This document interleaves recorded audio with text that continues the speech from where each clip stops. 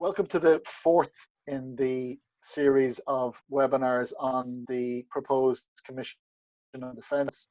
This week we're delighted to be joined by a really top panel of political experts who we hope will help us understand the realities of political environment and that the Commission will operate in. I suppose to date we have had our academics, we've had our ex-military personnel, and we've had the representative associations. And it feels like there's a number of common themes coming out through that. And I guess tonight is about exploring some more of those themes and understanding how do you make those common themes come to life. And some of the things what I'm seeing is that certainly strongly everyone knows the Commission must look at more than just the Defence Forces. It has to be a Commission on Defence rather than a Commission on Defence Forces. There's also a consensus that the Commission shouldn't focus on pay and HR, but rather on purpose and what the defence needs to do for those people domestically. That's not to say that pay and HR isn't an issue or should be deferred, but it should be a concurrent process because obviously HR is a key enabler for delivering the capability that Ireland will need. I think there's also a consensus that right now there's a big opportunity. We have a highly competent top-tier minister who's now in charge of defence. We have a new Secretary General and we have a veteran Chief of Staff. And that gives us an opportunity to build on that civ-mil relationship that has been relatively, people have described it as toxic or dysfunctional for the last few years. I think that's an opportunity. There is also recognition that the Defence Forces is different and the people who serve in it are different from the rest of the public service. They face unlimited liability.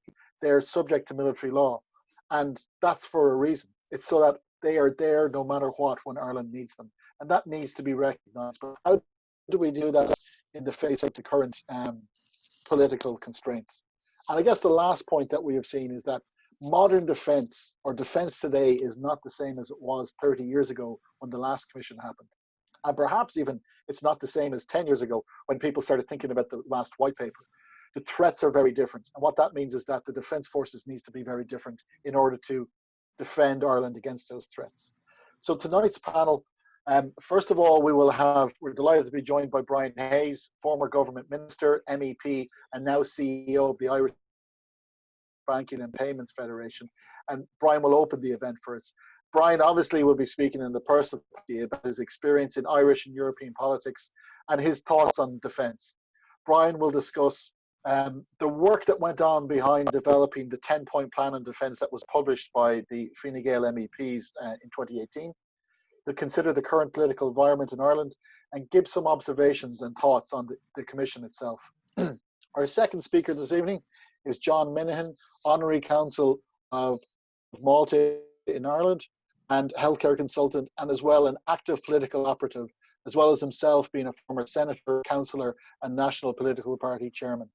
John will be speaking about how to deliver on a programme for government, political party view and understanding of defence, his experience of working on the last white paper process, civil military governance and defence policy, and giving some suggestions of how can we progress this issue. And then our final speaker is Eoghan Ó Neachtáin, Director of Public Affairs at Minahan PR, and remarkably, a former government press secretary for 3 governments and 3 Taoisigh. Eoghan will be asking, Eoghan will be looking at what again are the political realities that we're going to face. How is it that we can make what we want to come across and come out of the Commission happen? So just again to give a brief overview of tonight's format, all 3 of our speakers will have an opportunity to lay out their points and thoughts of the Commission on Defence. They'll have 12 to 15 minutes each, and then after that I'll take some questions from the floor and some previously submitted questions. So without further ado, I'd like to call on Brian Hayes, our first speaker, and I'll just give a little bit of background. Brian served as a member of both houses of Irish Parliament from 1996 to 2014. In 2011, he was appointed as Minister of State at the Department of Finance. During his time as Minister of State, Brian attended Eurogroup, ECOFIN and Budgetary Council meetings on behalf of the Irish government.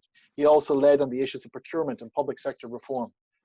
Following his election to the European Parliament in May 2014, Brian was appointed to the European Parliament's Economic and Monetary Affairs Committee and was also elected as Vice President of Econ. He was the Vice Coordinator of Econ for the European People's Party. Brian was the European Parliament's Rapporteur for IRPS2 Directive and Shadow Rapporteur for the Money Markets Funds Regulation and the Pan-European Pension Proposal. He also worked on the European Parliament's first ever report on FinTech and on the subject of third country equivalents. In 2019, Brian was appointed as CEO of the Banking and Payments Federation of Ireland. He also serves on the board of the European Banking Federation. Without further ado, over to you, Brian. So thanks very much, Pat, and thank you very much for the invitation to be here, and to Melissa, and good to join the panel with John and Eoghan, and to welcome people to this webinar. Firstly, can I just say it's great to be invited to be here. I'm always impressed, I have to say, as a non-army person or a defence person myself, about the commitment that people who worked in the Defence Force and served in the Defence Forces have, even when they leave the Defence Forces and take up other careers and are successful in those careers. And I say that because it's an extraordinary resource, that experience, to have right the way across this country, internationally as well. There are people who have served and have very distinguished careers in the Irish Defence Forces, and the experience that they now have can be a huge resource to those serving within the Irish Defence Forces. And I don't think we should underestimate that. There's probably very few other examples of that kind of continuous commitment to the Defence Forces after people have left. And it's something that I think we should tap on, employ and use. Certainly I've felt it to be a huge resource in my time in politics. As Pat said, I'm not speaking here tonight on behalf of the Banking and Payments Federation, or indeed on behalf of any of those illustrious regulations that I worked on for the past 5 years in the European Parliament, to say the least. But I am speaking as someone who has a deep appreciation for the work of the Irish Defence Forces and the pillar that they represent within Irish society. I hold a very simple view that the work that the Defence Forces do, be it diplomatic, military, security, the professionalism that they bring to bear, is something that we cannot take for granted. And I think countries that begin to take those fundamental pillars for granted are countries that go in the wrong directions. So I think it is important that in framing this debate, that we try to be as inclusive as possible and involve as many people as possible in the future direction of defence policy in this country, and to make it open and inclusive in a way which recognises what the Defence Forces mean to the history of this country, to its independence, but also to its continuation in terms of the modern challenges that Pat mentioned at the start. Some of you will know that I worked along with other Fine Gael MEP colleagues in publishing a paper in 2018, Ireland and the EU defending our common European home. And I just want to briefly say why we did that, as someone who comes from a non-Defence Force background. I thought it was important to do because I was in the European Parliament, and the issue that kept coming up was the issue of defence and security. I suppose it followed the whole question of migration patterns that we saw in 2014, 2015. And the issue of defence became a constant issue that was raised with me as an Irish MEP. What's the view of Ireland on Russia? What's the view of Ireland when it comes to security? Will Ireland commit more support to an emerging defence union? And it kind of struck me that this debate that was so relevant in the European Parliament, and more relevant recently even in the whole debate on the European budget, was not being replicated at home in terms of any cogent debate from politicians. And that, even though we had joined PESCO, even the way in which we joined PESCO, which I was very critical at the time, I have to say, a debate over 3 or 4 hours in December, that should have been a more fundamental, comprehensive national debate as to why we were doing that as a country, why we had chosen to partake in 2 of the 15 early missions, why we were doing this, rather than some kind of captured debate over 2.5, 3 hours with some kind of vote at the end of it. Now, that I think for me was an example of the way in which the Irish political system treats the defence issue. It is not seen to be a mainstream issue. It is not seen to be an issue that politicians are comfortable in dealing with. Politicians are frightened, quite frankly, of some of the more extreme elements of the debate, particularly the whole question of neutrality and defence, and that kind of disables them from involving themselves more fully in the bigger issues of defence, which I think we have to do. The other reason I think why we published our paper in Brussels was because Ireland is seen as an old country within the European Union. It's seen as a wealthy, old, one of the initial members of the club. And I think the argument was that if we want to influence the agenda as a small country in Europe, we have to start winning friends and influencing people as a country and using the question of defence, which is something that we should be so proud of in terms of our involvement with peacekeeping, the Petersburg tasks, all of the things that are, an essential part of what Europe has to do in responding to a UN mandate, for instance. We kind of lacked the kind of political confidence to talk about those issues in Brussels. So for me, it was important as an Irish MEP and my colleagues to try to win friends and influence other countries by us being more party to the debate. And frequently we have shied away from the debate when it comes to the question of common defence and security policy. No one knows the outcome of that right now. There's a massive debate in Europe about the future of Europe. I don't think anyone can say that we're certainly not going in the direction of a European army. We're not going in the direction of some kind of mutual defence clause, notwithstanding the fact that we have, of course, within European law, requirements of support for us in a circumstance where another member state is adversely affected. So for me, this was important. And the other thing I would say is it was also important in a kind of post-Brexit environment that we began to deal with this issue. Too often Irish international policy has in a sense been set by the British on the basis that, they take a position, we broadly speaking follow it. And that really wasn't the way it was going to be in a circumstance where they were no longer around the table, that we had to use our influence to talk about this issue. So many of the things I think we spoke about at the time, on issues such as engaging with the shape of the EU Defence Union, dealing with the question of the triple lock, on the issue of humanitarian relief, Petersburg tasks, peacekeeping, where we saw EU procurement policy and defence going, the numbers in personnel. We backed the white paper position on 9,500. We argued that, defence spending in Ireland is less, obviously, than the 2%, but it's equally less than where many similar-sized countries are. We argued that that should increase over a period of time without being specific. We argued for a central intelligence agency, for public-private partnerships in cyber especially, and we argued a National Security Council, which could have a broad range of public and private actors around the table. And we also said, I think crucially, that the European Defence Fund, which is now a part of the European budget architecture, albeit a small part, just over 20 billion, was the potential for additional support that we could get to the defence community here in Ireland in a circumstance that we were contributing more to the EU budget over the next 5 years. And I think, we're now a net contributor because we're a wealthy country.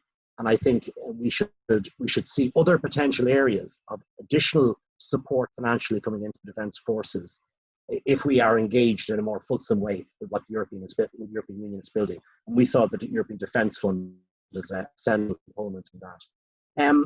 Where I see the politics of defence right now, firstly, and Pat touched on this at the start, I think we have to decompress somewhat the sometimes difficult relationship between the Department of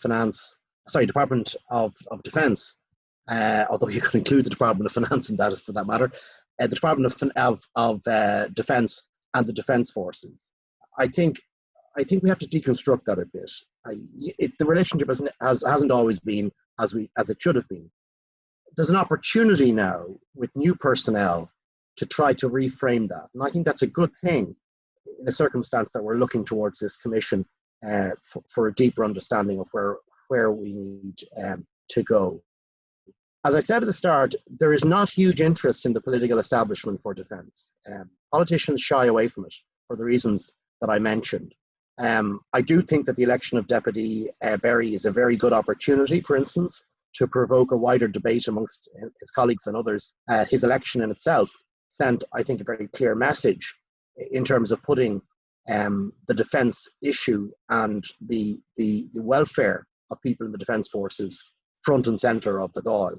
And I think that's a very good thing in itself in terms of trying to elicit a better quality debate when the Dáil fully gets to look at all these issues. As I said at the start, I think politicians are quite frightened about speaking about defence because they don't want to be tarred with the brush of, you know, some kind of militarist, alarmist comments that the Uber left go on with.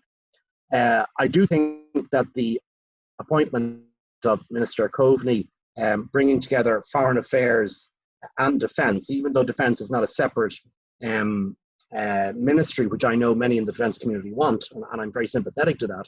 But I think Deputy Coveney and Minister Coveney's joint ministry within foreign affairs is a good thing. He's a huge appreciation of the defence forces, as indeed of other ministers, and I think there's an opportunity there, particularly on the diplomatic stage, for Ireland is going to become a member of the permanent council member of the UN Security Council. It provides an opportunity, a context, if you like, for more advances there. One of the issues I think is real is this is a coalition government. There are three parties, obviously the Green Party and Fine Gael and Fianna Fáil. I think what would be useful to look at is how do the Greens in other countries, for instance, deal with the question of defence. From my knowledge of the Green Party in the European Parliament, they are a very pragmatic political party. They want to be part of the consensus. They want to shape that consensus. They want to make a broadly based consensus. But I think what would be useful is to find out in other countries where they are in government, Austria, the Netherlands, Germany, other countries where they have been in government, they've made a very useful contribution on defence. And I think rather than this issue becoming a kind of a totem pole of definition for elements within the Green Party when defence is raised, I think there would be a useful comparative piece of work done as to how other Green governments in other member states of the European Union dealt with this issue. To Pat's point, it's not just about money, although money and resources are important. I think, you know, given the enormous deficit in public finance at the moment, defence is never going to have the same kind of prioritisation on scarce resources that, for instance, social protection, health and education will have. That's just the political realities of life. But I think we do need to provoke this wider debate on the question of economies of scale, doing things differently. Can we work with Europe on procurement? Can we use other hardware in other similar sized member states? Can we come into agreement with other member states? These are the things we looked at in our own paper, practical steps which can help the defence forces in Ireland, but also help to be part of a wider European footfall, if you like, in terms of that policy. Just some concluding remarks on the Commission itself. I mean, politicians frequently set up commissions when they want to long finger issues. And in fairness to this government, I don't believe that is their intention. I think they do recognise this was a very serious issue in the election. It was a very serious issue in the run-up to the election. It's a serious issue in terms of the future of the defence forces. They take it seriously and they want it done professionally and correctly. And there's a wonderful opportunity to get this right. But it's not a judicial commission. The point I make is this is quite. I think it's responding to a political need that's out there, an issue that came up in the election, but also it's around trying to point in a certain direction. I'd make the point is we can't reinvent the wheel here. We have a white paper. John Minahan was very much at the centre of that some years ago. I don't think we have a blank canvas here. Many of the issues addressed in the white paper remain exactly the same issues today. And I think what I would prefer to see is a kind of a short, sharp assessment by some independent outsider who would look at where our defences are vis-a-vis other similar sized countries in terms of our tradition, what we've done, what we've specialised in, and come up with some additional recommendations.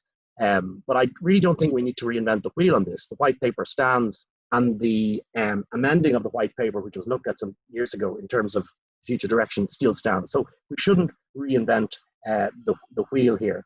And I think the other point I would make is that we need to be really realistic about what's possible. Yes, we don't spend as much as other countries. We do need to spend more. We need to spend more on infrastructure, on hardware. We need to have a career path for people within the defence forces that's realistic and that's also, comparable to other jobs within the public sector and within the private sector. But we also have to be realistic in terms of scarce resources. And I think, from people I know within the defence forces, they come at that they understand exactly what's possible and what's not. And so I'd like this commission really, think it's really important that they do an audit as to, you know, what we can and cannot do operationally. What's appropriate for Ireland and the size of our defence forces and what's not, and stop pretending that we can do everything in a circumstance where there are limited resources. And as I said, to sketch out that audit vis-a-vis other countries and what they have done as well. So I see the opportunity of the Commission as a very positive thing, but I hope we can get to the point of agreeing in terms of reference that's realistic, setting it about the right people, internationally independent people. I think it will be useful with other Irish domestic people on the Commission, and coming up with some conclusions within 9 months to 12 months and having some deeper consultation. I don't see anything but good coming from it, and I certainly don't see it as a long fingering exercise that has happened in the past in relation to other commissions. Super, Brian. Real positive note to end on there as well. There's actually quite a lot of questions. I'm getting to questions here, so we'll come back to lots of that, and looking forward to that. Our next speaker this evening, as we're not doing polls this week, our next speaker this evening, delighted to invite, is John Minihan. John did serve for 21 years in the Irish Defence Forces, but it's his extensive political experience that he's drawing on in particular this evening to share with us. John has served as a councillor from 1999 to 2004, a senator from 2002 to 2007, and also ran in 2 general elections in the same constituency that incredibly currently includes Micheál Martin, Simon Coveney and Michael McGrath. John served for 5 years as National Party Chairman for the PDs and part of the 3-man team that negotiated the programme for government in 2002. John has long been an advocate for more an increase and improved discourse on defence in Ireland, and he has chaired the advisory panel for the 2015 White Paper. So who better to hear from than John on his thoughts on the proposed Commission on Defence. John?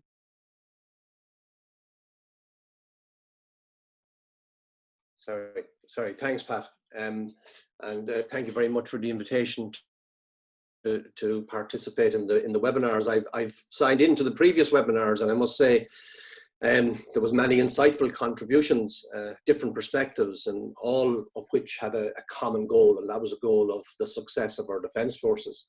So, like in my contribution this evening, I'm purposely trying to add another perspective, and that's around the politics of defence. And in doing so, I'm not overlooking any of the points that were made in previous contributions, particularly in the areas of retention and recruitment, investment in the defence forces, and very valid points made on the reserve and indeed on veterans. So tonight I'm hoping to break my contribution into 4 main headings. I'm going to speak about the delivery of the programme for government and the political party view and understanding of defence.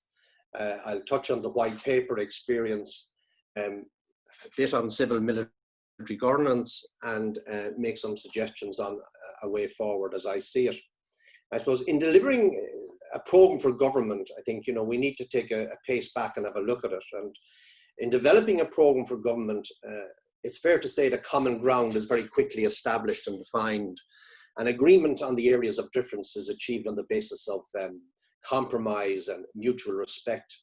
As a lot of political research goes into it, we look at our international obligations, but very importantly is the compatibility of party leaders. And one rarely sees red lines outside of the normal political posturing, which is mainly for media or the electorate. And if there are genuine red lines, they are bartered on and dealt with as trade-offs. So as of now, I think it's important that we all accept that we are dealing with a programme for government agreed between the 3 government parties, who now as such have suspended their own defence policy as outlined in their general election manifesto. And there may be limited room for manoeuvre on interpretation of the government policy, but it's highly unlikely, as the agreed policy has been underpinned with far greater detail from the discussions that took place in the formation of government. And in the overall scheme of government formation, defence with an expenditure of just over 1 billion faces stiff opposition from the big spending departments, like social protection is 21 billion and health is 18 billion. So it's important to note that in the light of that, the only alternative defence policy out there now is the policy of the main opposition party, Sinn Féin, and to a lesser extent, Labour. And I'm not sure that either of those would enhance the current defence policy or indeed the budget. So the reality is the policy on defence for the next 5 years will be delivered on the basis of an agreed programme for government. And they are the parameters that both the government, the department, and indeed the military will have to work within. So moving on to the political party view and the understanding of defence, I think politicians answer the needs and the demands of their constituents and have to champion, I suppose, the funding in the areas of responsibility that they choose to prioritise. And budgetary expenditure is set on economic realities. And it's rare for politicians in any great numbers to champion defence because it simply hasn't got voter appeal. And this has to be understood and appreciated by the military. And like other sectors, they have to compete for funding because it's not a given. And whereas the situations move and they develop, like for example, the coronavirus pandemic has seen the Defence Forces adjust its mission and its priorities with a greater emphasis on its potential to contribute to public health. And the Defence Force culture of relative isolation does not necessarily endear it to the broader society or its political overseers. In truth, I believe that defence will only be given its fair budgetary share. We see a whole of government approach. I would agree with Brian. I welcome the alignment of defence with foreign affairs. And we need defence to sit with a senior government minister. And in my opinion, in the absence of a full seat at cabinet, this is a very welcomed development. And with regard to the white paper, I think it's important to note we were not an independent body, and as such, we did not have the teeth that a commission will have. And the advisory board had different expertise, and we were listened to by the minister, and it was not a talking shop to offer some form of political cover. And the department were skillful and very policy focused. The military were professional and mission orientated, and the scope was wide and open-ended. And politically, I think it's fair to say there was no interference, but while supportive, there was general disinterest outside that of the minister. And the outcome of the white paper, I think, was broadly well received, and in certain quarters it was deemed to be somewhat a progressive roadmap. Now the challenge is to deliver on it.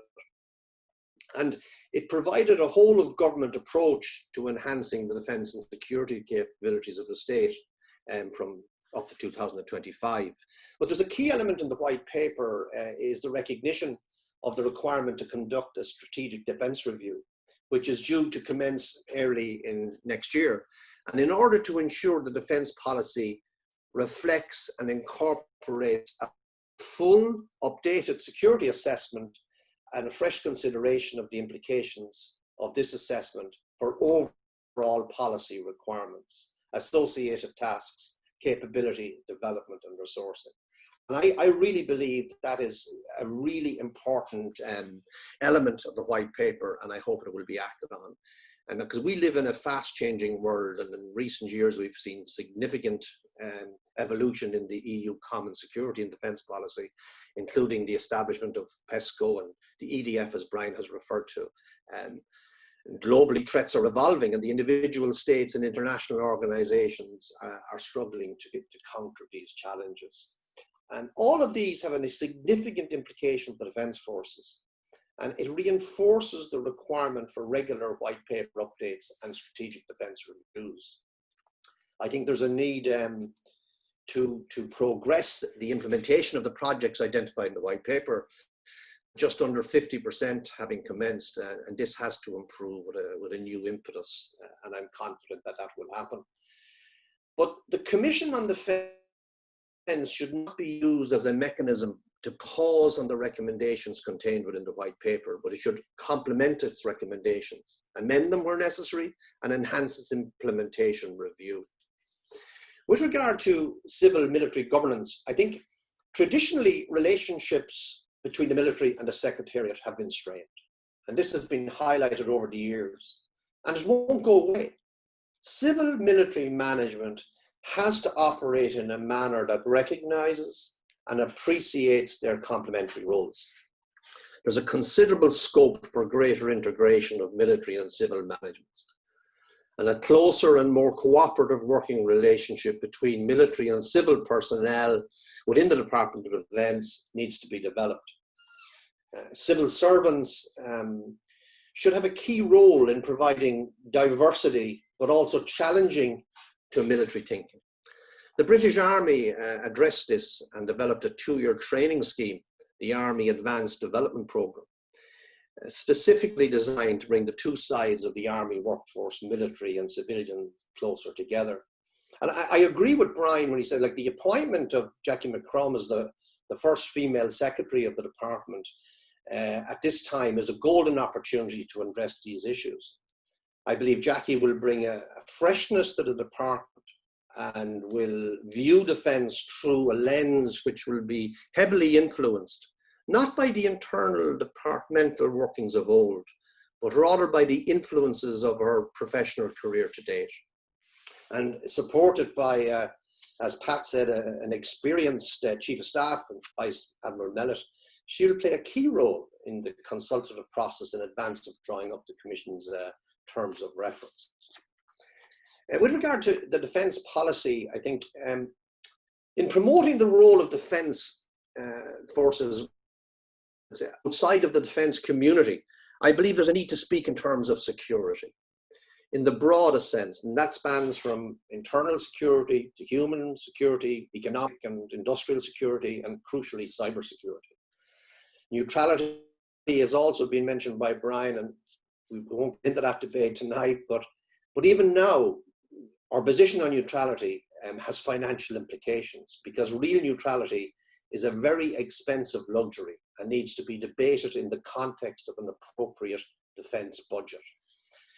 Cybersecurity, well, our investor-friendly status has long been recognised, and Brexit is likely to further enhance that position. The standing of our defence forces as a major factor in foreign direct investment coming to Ireland is generally not appreciated or acknowledged.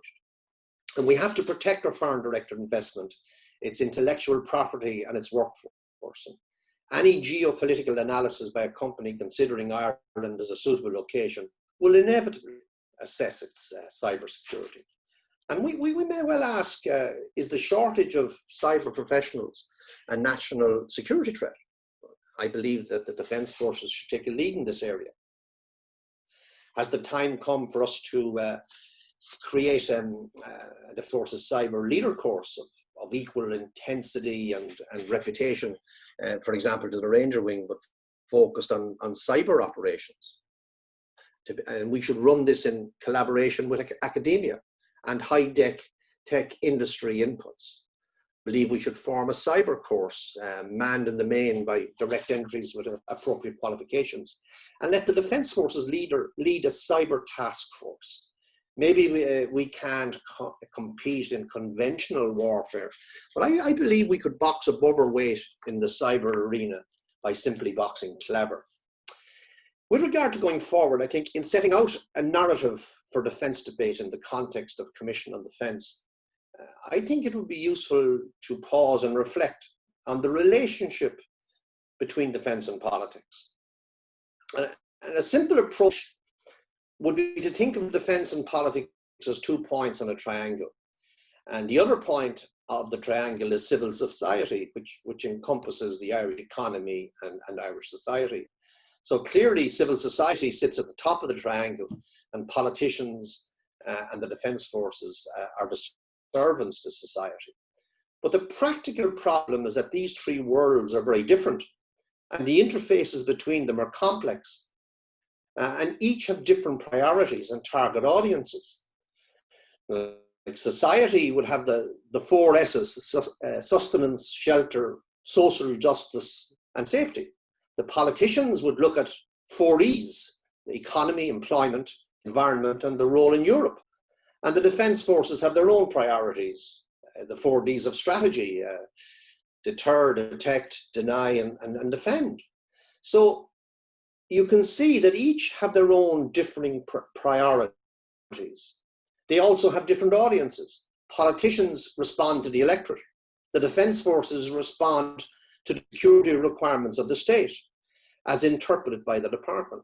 And the response of society can be rational and at times irrational. A robust civil society responds to effective leadership at national and regional level. So the politician, defence forces, society triangle is a very complex system.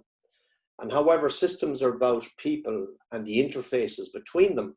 And the Commission on Defence, I believe, can act as an interface between politicians and the defence forces and civil society. And the defence forces can enhance this by communicating. To the politicians, they can give the important messages of the defence forces requirements. To civil society, they can ensure that the value is placed on the contribution they make. The defence forces need to promote their own capabilities, ensuring they are understood by policymakers. I believe the defence forces should translate their policies and priorities into a format that can be used as a beacon or a long-term target for their development by providing stability and a unique vital service to the country, without which it could not flourish.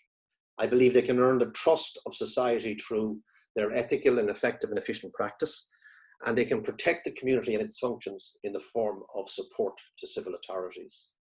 And sadly, the defence forces still appear to lack the requisite level of relevance to the wider community.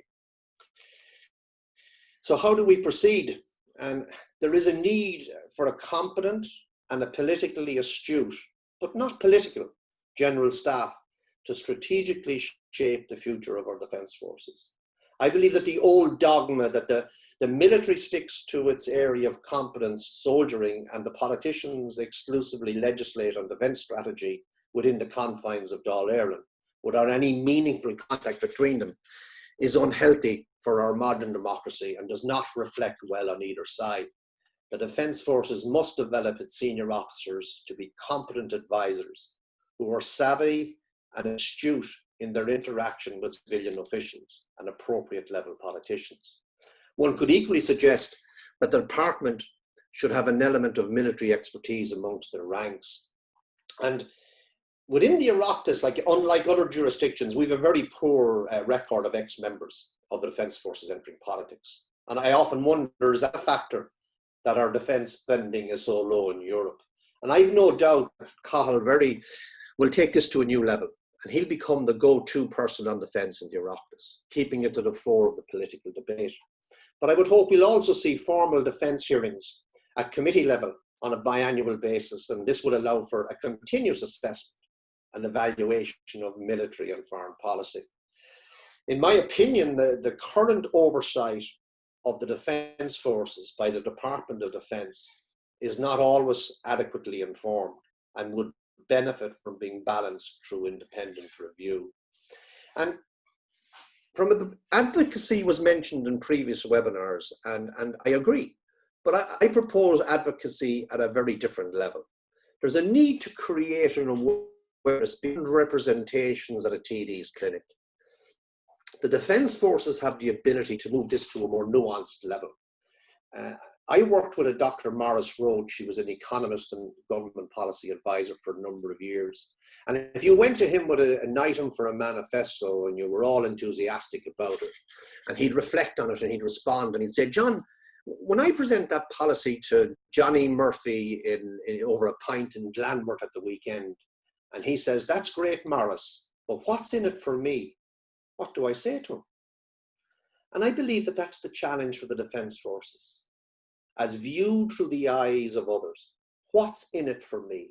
Because that's how other participants in that triangle think. And I would suggest some particular initiatives that should be considered. It's imperative that the defence forces and politicians and government departments need to improve how they communicate with each other. The defence forces social media is top of the class, and it's in its presentation. But I believe that they should build on this with a well thought out and targeted programme running in tandem with their present campaigns to deliver on developing the interface between politicians, public services, the defence forces and civil society. And this is something that should be carefully thought through with a targeted set of objectives and deliverables, with the strategic objective to be in place by the year end, in explaining what's in it for me to politicians, government departments and civil society. A starting point might be a simple workshop introducing the world of politics and policy making to key members of the Defence Forces.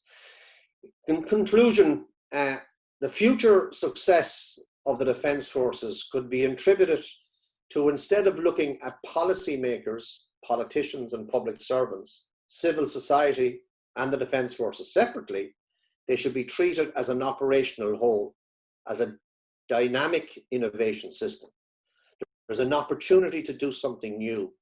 And this should not be seen as a burden, but it should be something that is interesting, beneficial to both policymakers, public servants and civil society.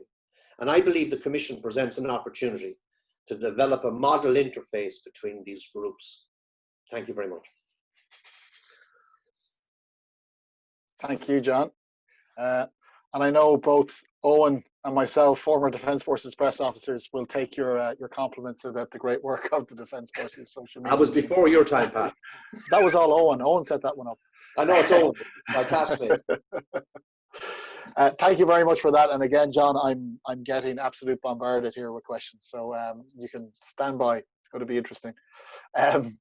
I first of all have to apologize to Eoghan. When I was making the introduction at the start, I couldn't find my notes, so I made it up. So I'll start off by rectifying that and just say Eoghan is going to examine the current political backdrop from the Defence Forces perspective, a brief look at some of the reasons why previous commissions or reviews failed to deliver on their recommendations, and finally discuss how commissions are controlled and how they are or can be influenced, which I think is a common thread through tonight's discussion.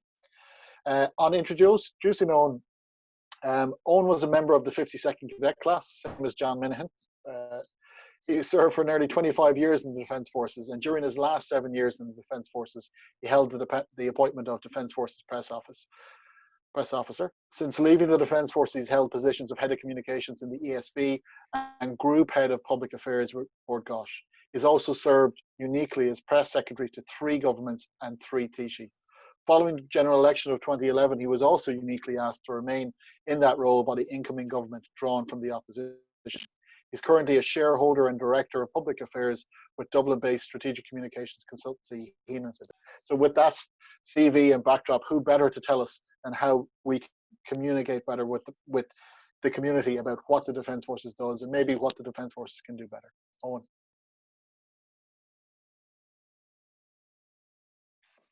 I think you're muted there, Eoghan. Is it up to me, or is it something that's I'm unmuted by the host now? Okay. John, I also logged into the 3 previous webinars, and I found them very interesting and informative. Well, we all welcome the announcement of the Commission on Defence Forces. I think it's interesting that some people are viewing the development as a once-in-a-generation opportunity to define the national defence policy and to ensure the appropriate structures are in place to implement it.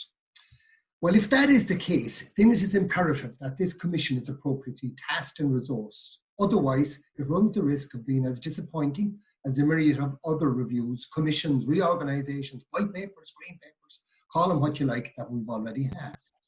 My caution relates to the fact that while these previous reviews did contain some very positive elements, like John said, we are currently awaiting the implementation of most of the recommendations of the 2015 white paper, with no effort or willingness by the department to actually deliver.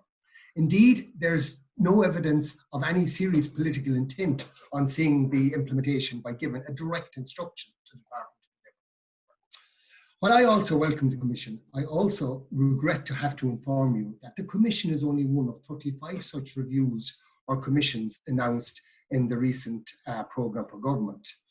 And Brian alluded to this. One could easily take the cynical view that we're witnessing the typical and well-proven political tactic of just kicking the can down the road. While I acknowledge that possibility surely exists, like Brian, I would encourage people to adopt a more positive approach this particular time.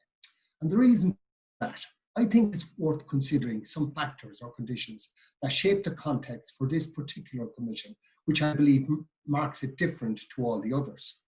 From my perspective, what makes this commission different is the political backdrop associated with it. This has been alluded to somewhat already. But for the first time ever, we have a former member of the Defence Forces who resigned his commission with the express purpose of running for the Dáil in order to highlight the neglected plight of the forces. Of course, we've already had former members and candidates associated with the forces running for the Dáil. I'm thinking of the likes of Billy Timmins and Senators John Minihan and Gerald Craughwell. However, with respect and all due respect to the aforementioned, Cathal Berry's run was different from the very start. Hitting a sweet point, or perhaps from the government's point of view, more accurately, a sour point in his very first Morning Ireland interview. I'll remind you of some of the quotes from that one. I'm quoting, "All I'm asking the government to do is to obey its own laws." The one that I particularly liked best that day and hit home to me was, and I'm quoting again, "If the department spent half as much time trying to solve the problem as they do trying to conceal it, then it would have been fixed years ago." End quote. It is not overstating matters to say that the winning of an independent seat on a mostly single issue, that is, the treatment of the Defence Forces, hurt politically and hurt the larger and traditional parties even harder. We're all very well aware of the result of the February election. However, I think it's worth acknowledging that the presence of a credible Defence Forces related candidate ensured, or perhaps more accurately, extracted some very important pre-election promises in relation to the future of the forces. Thankfully, and despite the fact, and I'm sure Brian and John will attest to this, that election promises are generally regarded as worthless, it was refreshing to see that some of the bigger campaign promises actually made it all the way into the programme for government. Believe me, this is significant, as there was no reference whatsoever to the Defence Forces in the last programme for government. Equally, and other people have mentioned this also, Minister Coveney's recent utterance regarding pay and allowances must be viewed as a positive change of direction in the government's attitude towards the Defence Forces. I believe that should be acknowledged and also welcome. So progress, perhaps, maybe, let's see.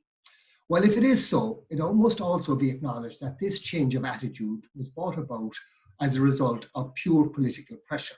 So I think things are actually a bit different to before. However, one would be extremely naive to think that we're all the way through the gap at this stage. Don't forget, we've been here before, 8 times since 1990, in fact, according to General Heron. And if you look at last Saturday morning's front page article in the Examiner, you see that the plight of the Defence Forces is still on a downward trajectory. Of course, depending on who you speak to, the blame game for this particular downward trajectory is alive and well, with finger pointing and mudslinging commonplace.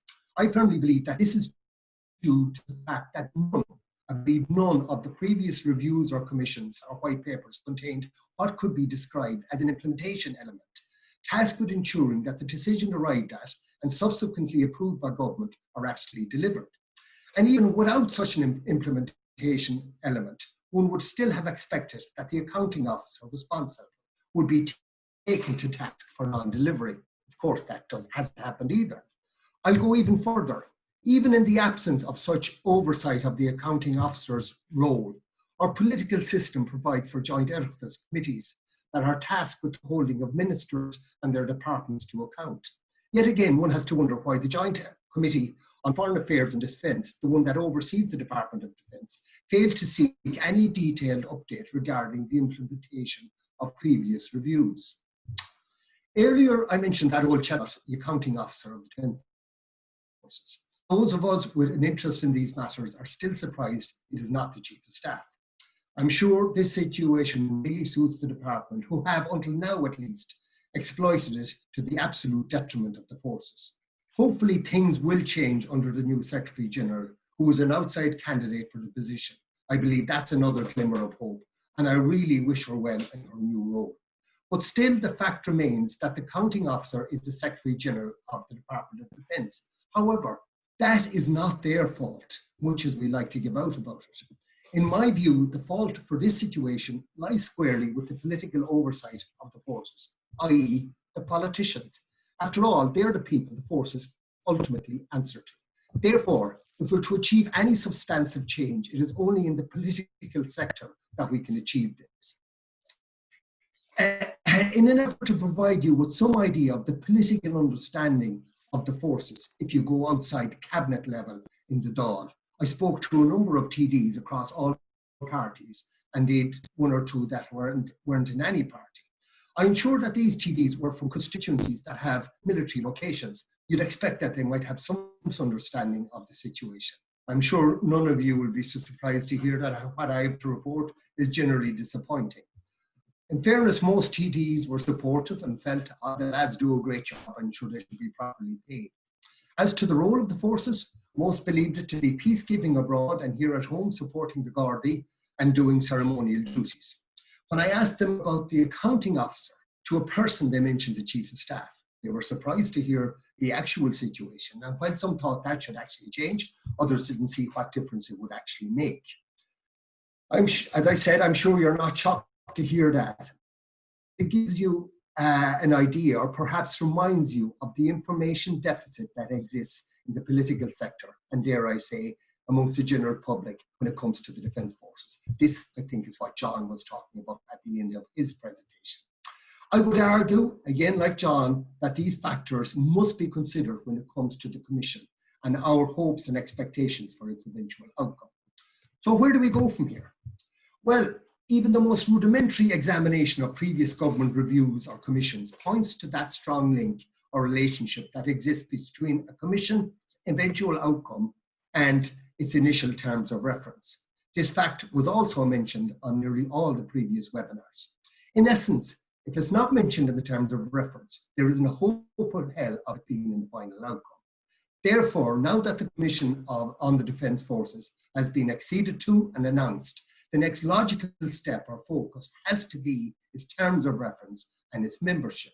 Simply said, if you can influence the terms of reference, you have some hope of shaping the outcome of the Commission.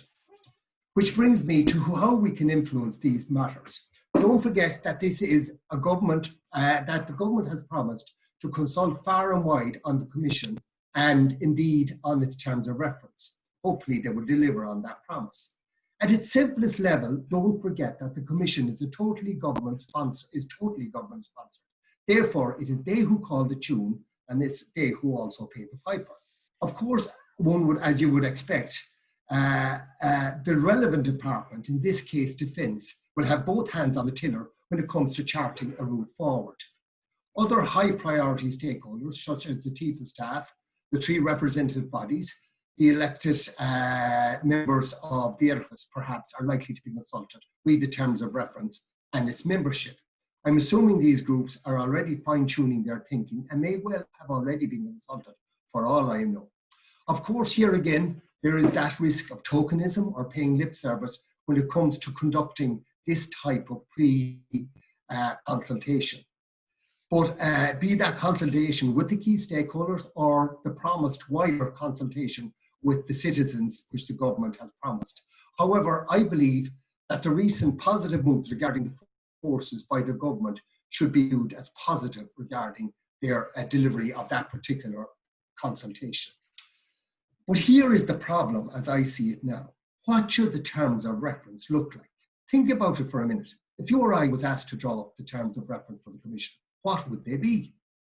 Now, having listened to the three previous webinars, I've conducted that even a grouping such as this one, with a huge knowledge and interest, a huge knowledge of and interest in the professional development of the forces, I believe we would struggle at arriving at an agreed position as to the terms of reference. This is, of course, unless we decide to throw everything on the table, ignoring economic and political realities.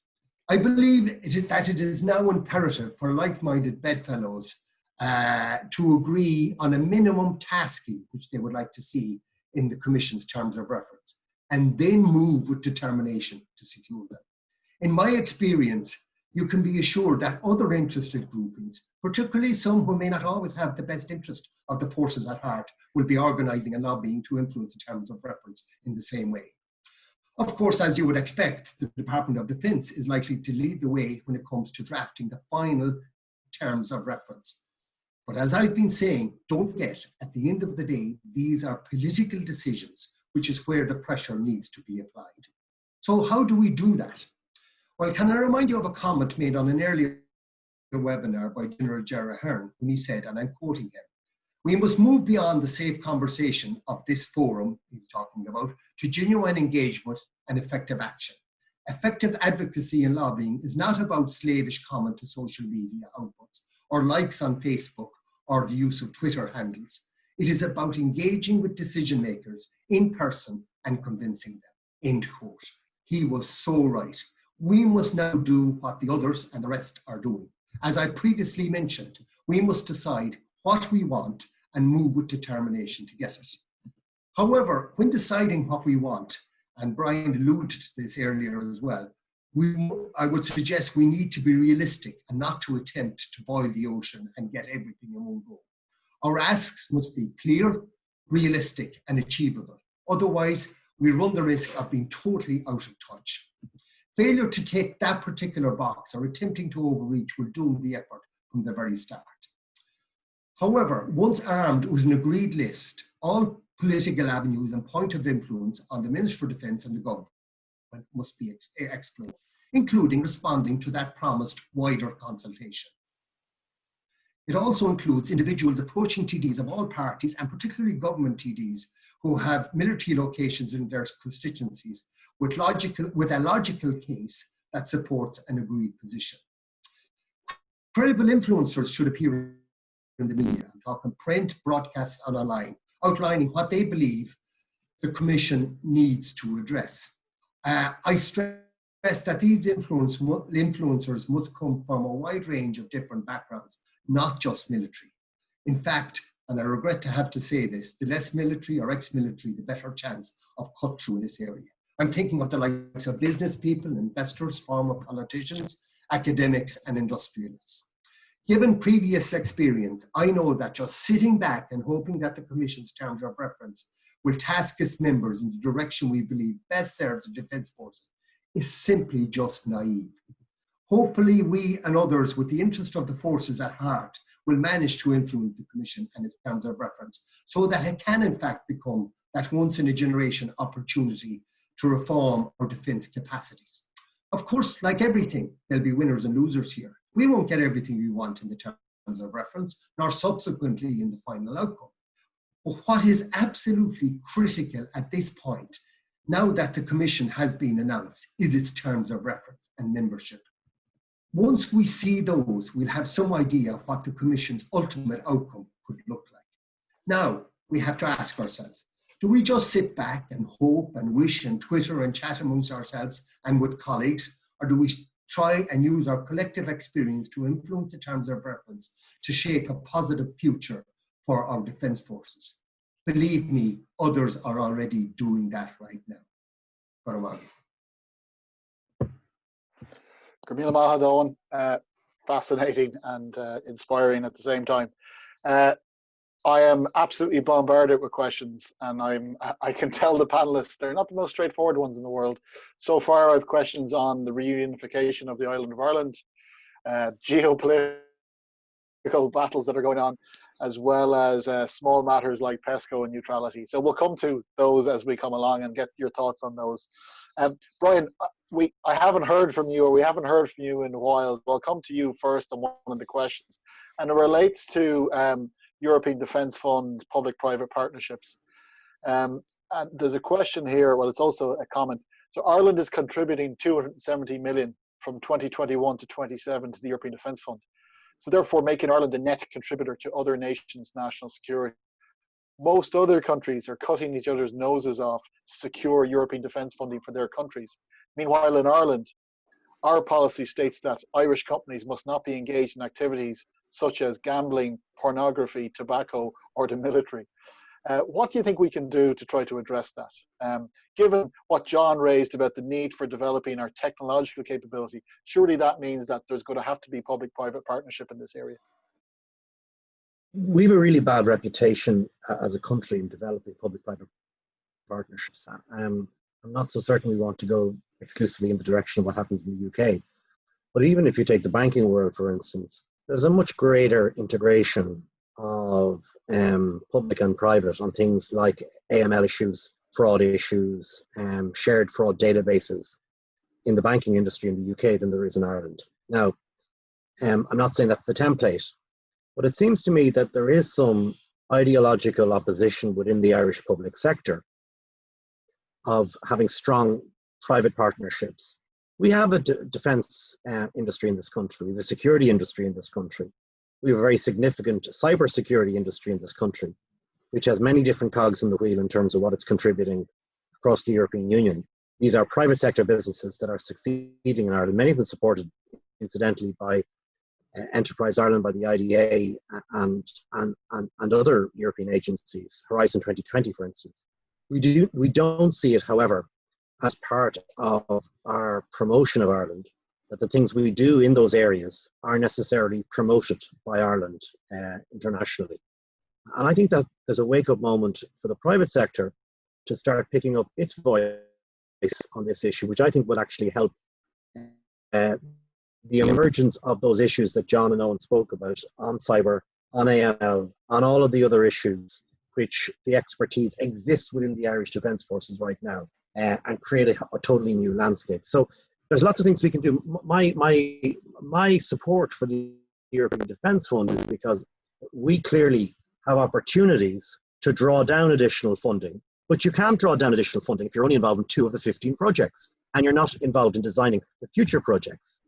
Other countries of similar size and scale are involved in 10, 11, 12 of those projects and are much more ambitious for the kind of PESCO funding that some of which will come from European Defence Fund. So my argument is there was an opportunity for Ireland, and that exists today, to try in areas that we're going to lose on over the course of the 7-year multi-annual financial framework, the EU budget as they call it, this 1 trillion plus expenditure animal. There are opportunities, especially in defence, if we get the right public-private partnerships and if we get the right prioritisation from our defence forces and public policy makers, without having a huge debate on neutrality each time. And I think other countries of similar size, of a similar traditional non-aligned background that we have shown the way in that way, and we can learn from them. So I'm in favour of that, and I think it's something that's really possible. Can I make one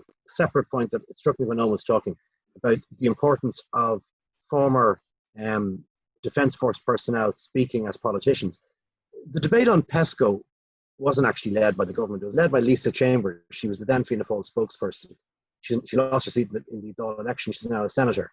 Her contribution was excellent because she spoke as someone from the Defence Force. She knew what she was talking about. And I think that's an example of how you can influence the debate as an elected. Too often, when people arrive in the Dáil, even if they come from a Defence Force background, they're not used in that capacity because that's where their expertise in. And I think the major failing of the legal system, I have to say. Great. And I guess there's another question that's related to this, so I'll stay with John Bryan for a moment, which is, like we saw today, another data centre being announced for Ireland, and you know the importance of that in attracting and maintaining foreign direct investment. And then if you juxtapose that with the ongoing geopolitical tensions between the US and China, data being the new oil. So, like, does that mean Ireland is the new Middle East? Are we going to be the ground for a new proxy war? And should Ireland have the defence capability to protect these centres as if they're an ammunition depot of old? Well, I mean, the country has developed very significant capacity in data centres. You know, data is the new form of weaponization, if you like, much more so than standing armies. Who was it once said recently? You know, the biggest bank in Europe has a quarter of the data that the biggest bank has in the world. The biggest bank in the world has a quarter of the data of Facebook. So, I mean, who controls data is the country or the entity that will control a lot into the future. And defending what we have is a very important component of that, promoting this. So I think, you know, look, there's a lot of attacks on FDI in this country, but of course, in the course of the last number of months, what we've had to face, it's been the farm industry, it's been digital, it's been tech, which has been, you know, really crucial employers in this country into the future. And what we have to hold. We're a small open economy. We don't have any kind of historic wealth. We've had to use industrial policy in a way that's kept wealth in this country, and we've got to be nimble and quick.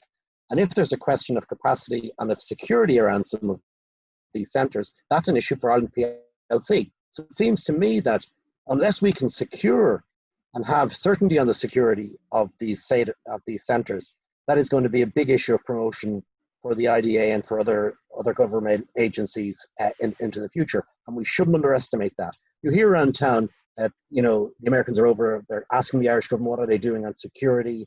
How can they make sure that the security they offer US businesses that are here are of a standard and type and quality to certify into the future their continuation here?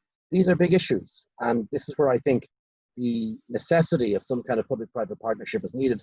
And you know, a lot of the expertise exists within our defence forces here to properly deploy it. It's a national interest, it's Ireland's interest, but it's also in the long-term interest, in my view, of the defence forces, if their capability is used in a way which goes beyond what people's traditional view of their role is. Great, thank you. John, next question is for you, and it comes back to some of your points on civil relations. I guess it's, does the government, or do you feel the government or the civil service recognize that there is a difference between people who serve in the military and the rest of the public service because of unlimited liability, because of military law, and the requirements for that, so that Ireland always has an insurance policy? Or do you think it's, I think what the question means is, do defence forces paying conditions and all those other elements get lumped in with the rest of the public service because it's easier, or should it be more clearly defined that they are different? I think, look, the clear answer is it does get lumped in, and that's unfortunate and it's wrong, and there's not due recognition given to the role of the defence forces and its unique position. Like I often in debate over the years would have equated the defence forces with like having fire insurance on your property. You hope that you'll never call it in, but you pay it annually, and you pay it in case your house burns down. Well, the defence forces upholds our democracy, and it has to be the line that supports the government of the day and uphold democracy. Be that in whatever role or whatever capacity it's put in, be it in industrial dispute, where it can step in and keep the function of state moving. So it is unique, but unfortunately it is pooled. And I think the commission is one thing, but the independent pay mechanism, which I would hope, and I'm not suggesting this be long fingered, there's pay issues that have to be resolved now. But the outcome of the commission should, in my opinion, establish an independent mechanism to recognize and acknowledge the uniqueness of the defence forces and the role they play. The fact that they can strike, the fact that et cetera, and that has to be recognized with an independent process. If not, we have the debate going on about ICTU and everything, but I believe that if we had that independent process, that debate wouldn't be going on. So to answer the question directly, yes, it is pooled in, and it shouldn't be pooled in. And then to tie into something that Eoghan mentioned about, you know, the implementation element of the commission. So, like, how have you any thoughts on how, let's say we have the perfect Commission on Defence, the perfect terms of reference and membership, and the perfect report at the end? How do we make sure that it's subsequently implemented? And are there any lessons to be learned from the likes of the Policing Commission and their non-executive board for implementation? Yeah, well, sorry, there has to be an implementation process. And even in the white paper, I mentioned about the review and the strategic defence review, et cetera, but like, I don't want to speak out of school, but it's important that the projects that were identified have to be reviewed annually, and there has to be an independent mechanism. If that's accepted as policy, well, then there's an onus and a responsibility to deliver on it. And there has to be an independent mechanism, in my opinion, for an annual review on how is the policy progressing. If there's a policy put in place to be implemented over a 10-year period, there has to be an annual update on it and an independent overseer of that. So you can't establish a commission, decide on policies and actions, and then ignore the implementation. Should the Committee on Foreign Affairs and Defence, should they have a role in overseeing that? Absolutely. And that's why I mentioned I would like to see a specific biannual review of military policy to address those direct questions to the Minister of the day. You know, we have to up our game. When I say that, it's a win-win for the defence forces because it puts them centre stage. Number one, it makes them responsible, and they have to stand up and face that. But secondly, it puts the department, it puts finance, it puts various people on the dock. How are we progressing these issues, and how seriously are we taking them? And the place to do that, in my opinion, is proper accountability and oversight in the Oireachtas through the committee system. And that's where the likes of Cathal Berry will excel. Yeah, great. And Eoghan, I suppose you have, as we said, you've advised 3 governments, 3 Taoisigh and numerous private clients.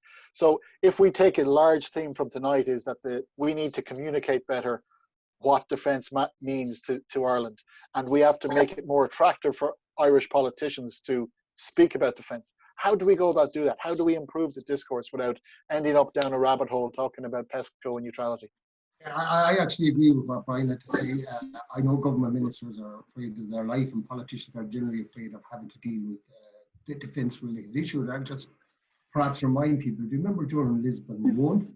And the European Army came up as one of the particular issues on that, and there was no way it could be taken out of the debate, even though it was a complete red herring where it came to. And it ended up, as you will recall, that particular referendum failed, and the government had to go and do it again. And we keep doing it. We couldn't get past the exam kind of scenario.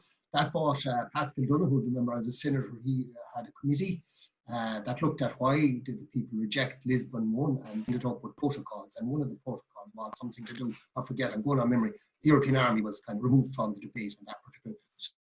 So bringing that up is a kind of, it's a no-no to politicians here in Ireland. But I agree with everything everyone is saying, that we need to communicate better. The Defence Force needs to communicate better. It is a very difficult challenge because they are very far down the pecking order. They don't have a senior minister, they have a joint ministry. I think it is a very good combination where they are now. But as of right now, and at this minute, and the door is closing on this, I think we have to focus, which is the point I'm saying, we have to focus on ensuring that the terms of reference are right to start with, because if they're wrong, the outcome will forever be wrong. Whereas if we can try and get them right now, well, then we have some hope into the future. Whereas, and that I think has to be the focus now, and that's why I'm kind of saying we have to focus on that now. And to the question you sent to John, how can you be ensured it's delivered? I'm saying most of them didn't have an implementation element, but I was also making the point that there is an error here. Yet none of that committee here until now has asked on the Department of 15. That has been, it's 5 years ago. Has it come up at that committee? No, it hasn't. Why hasn't it come up? It goes back to what John is saying. Politicians deliver on what's been asked of them in their constituency. So therefore, once this is delivered, we will have another webinar, and I'll be here saying, and Brian and John will be here saying, lads, start getting around to your politician and start asking them what's happening with the commission that the government accepted X amount of weeks ago. It is about that constant engagement, and when that engagement starts, maybe another spill-off of kind of collateral damage associated with it will be a greater appreciation. I spoke to 11 TDs, and none of them had any sort of realistic understanding of the actual role of defence forces, and they're ones that are in all our constituencies. Great point. And I suppose related to this, I'll bring you to this question as well, is that John brought up a point that real neutrality is a very expensive luxury. And one of the points Brian said about PESCO was that it was kind of rushed through in a discussion, in a debate. Is there an element that we need to kind of pull off the plaster and, take some pain and have a discussion on actually what does neutrality mean? What do the Irish people think it means? What do they want it to mean? And if that's the case, how do we do it in a mature way? How do we have that debate? Well, I think that going back to the PESCO remarks, it happened in Christmas time, lashed in 2.5, 3 hours. And that's not the way to do something like that. I think there was an absolute, unanimity across the necessity of joining PESCO and doing this for the right reasons. But it's how you have a debate is important. I mean, if I was Simon Coveney and taking the whole question of the terms of reference of the upcoming commission, I'd want to make sure that before I publish any terms of reference that I had Cathal Berry on side. Because one really important point here, he is going to become, whether he likes it or not, I suspect he does like it, the go-to person. He's not going to, if I was a minister in a government, I don't want some expert who's just been elected to the Dáil, who has a profile separately because of his connectivity, recent connectivity to the Defence Forces, to be shouting and screaming against the terms of reference that I haven't squared off with him. So the realpolitik of this will be inevitably, and this is the position that Cathal finds himself in, that the government will want him on side on this question. And that's a very positive thing. It's a very positive thing. And I don't think it should be underestimated. It hasn't happened in a very long time where someone has been elected on a clear slate of issues which has aligned with, you know, a community around the Defence Forces, not attached to a political party who can be suppressed because of the whip or asked to do a separate job despite their expertise. It's a very clear mandate. And I think a clever minister will want to have him on side. So that puts him in a position of power, but it also puts the people around him who can help him to make sure those terms of reference are right, also in a position of power. And, you know, the government will be slow to do something which doesn't have his say-so in agreement on this, because, as I said, he is the go-to person. So the dynamics have changed somewhat on this issue. And to a point that Eoghan made earlier, you know, this issue has come and gone over the years. It's different. The election, it was an angry election recently for all kinds of reasons, pre-COVID. But this issue did dominate in a kind of a way that it hasn't before. There is a window of opportunity here. It's not, previous elections, defence manifestos were forgotten about as quickly as they're out. They happened, you're lucky to get a half a second on RTE. It was slightly different this time because there was an angstiness and an upset and a sense of commitments not being honoured in recent years. And that means that this window is here right now, but it won't last forever. And I really think people have to think strategically about how the issue is put centre stage in terms of the Commission. One last point I'd say is, I think it's crucially important on a Commission that deep parent finance are there. One thing I've learned in my time in government, one of the mistakes we've made since 2011 is that the dominance of deep parent Department of Finance, because of what happened after 2011 when the new government, Michael Noonan, Brendan Howland, very much, they were the department. DPAIR is the department. Sometimes people dish on the Department of Finance, but the truth is it's the Department of Public Expenditure Reform is dominant department here. That's also changed in this government. You now have the Taoisigh, for instance, in a very strong department of business, enterprise, you know, a leader of a party, a Taoisigh. That wasn't the way before. So I do think the Commission has to reflect that, and having someone from the DPAIR, Department of Finance background within the Commission, I think would have an advantage. Come in, John. Just one point on the terms of reference that I'd like to make, and yeah, I'm just throwing it out for debate. The Gleeson Commission, which was deemed to be relatively successful, its terms of reference was one sentence. And I say that we would want to be very careful in one way about terms of reference. We can get very tied up in this. It can become overly prescriptive, and in fact, it can box us into corners which we may not see at the time. So the terms of reference, while we do have to have a very wide discussion on them as to where the Commission is going and the parameters of the Commission, the terms of reference, we would just want to be a little bit careful. You know the saying, be careful for what you wish for, because it could end up becoming a nuisance. And I think the important thing is the independence of the Commission. The independence of it in reporting to government. That's really the important part for me. Well, given we have taken on neutrality, PESCO and everything else, we might as well deal with reunification is the next question. And it relates to the terms of reference. So I think all three speakers mentioned that this is probably a once in a generational opportunity to solve defence problems in Ireland. And if that is the case, if it is once every 30 or 40 years, should reunification be considered, the defence implications of that in terms of the terms of reference? Anyone want to jump on that one? Oh, Is and that you sound like a addressing lot that of to care. me on that one? I would say it shouldn't, because I think the government have to move a particular journey on that particular topic, and I think it would be absolutely inappropriate for, say, one element of it, of a thing to start kind of making assumptions regarding anything like that into the future. I think it could absolutely derail what we're actually trying to do here. I agree with John about, maybe the terms of reference being overly prescriptive can actually, hamstring you. At the same time, if it's too loose, you have nowhere to go. But I think having something like that, from my own personal point of view, understanding the politics in Ireland, I think it would actually bring it off in a direction that you couldn't control. Agreed. Well, on that point of consensus, I just want to thank all of our panelists for some top contributions there.